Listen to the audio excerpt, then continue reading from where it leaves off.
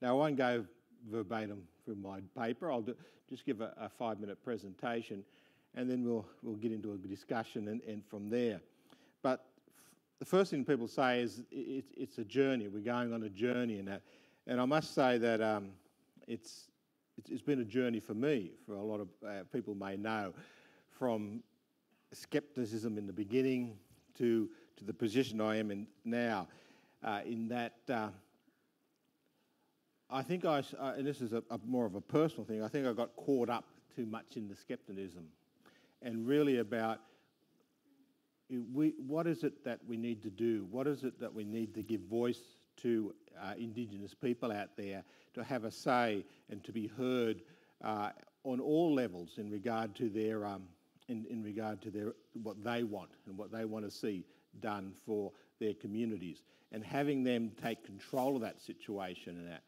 Now, I come from I've been a very much of a First Nations approach to things.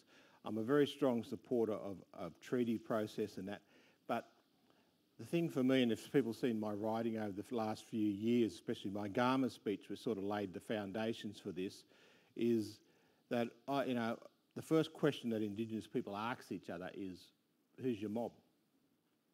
Where do you come from? Who do you belong to?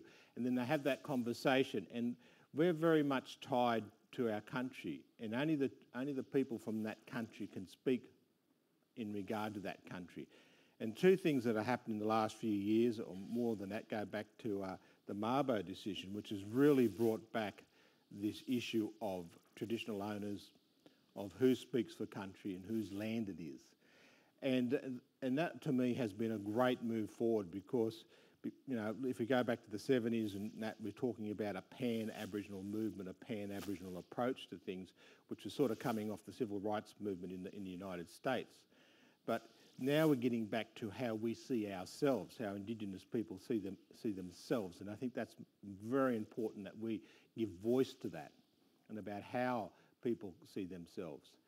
And so that's why I come from this direction of, and I looked at Noel's documents and his argument about a national voice, a national body. I was critical of it, and I haven't been won over on it, but I am slowly shifting, and I'm shifting in support of it. But I believe it needs to come from the ground, and this is what my argument is in the paper: is it's coming from nations, it's coming from people on the ground, and once we recognise that and we consolidate that level, then we can start moving up. And the natural flow to me is that we will end up with a national body which will have the voice of what Indigenous people are saying on the ground, and they have that conversation moving forward.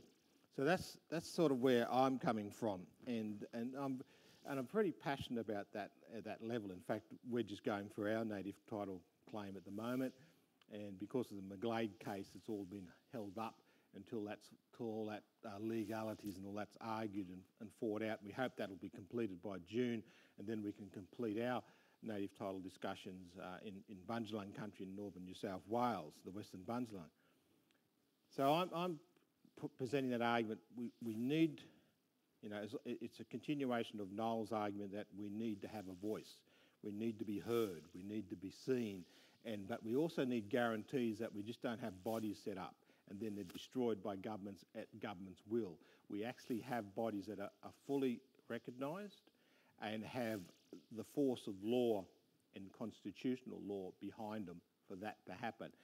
And so I'm very much, coming on side to that whole approach, but I like to see it come from that grassroots level about how we see ourselves and how that we want to move forward as a group of people. Because how we see ourselves is that we have very strong kinship structures within our groups, and these are the very basis of society. In fact, I argue that if you don't understand the kinship structure of Aboriginal people, you don't really understand Aboriginal people. It is what drives us. It's our relationships. I always call it the post office hotel approach to Aboriginal affairs, in that there's a pub in Redfern, which is the old post office hotel. It's now a gay bar, so us blacks and gays sort of get on quite well.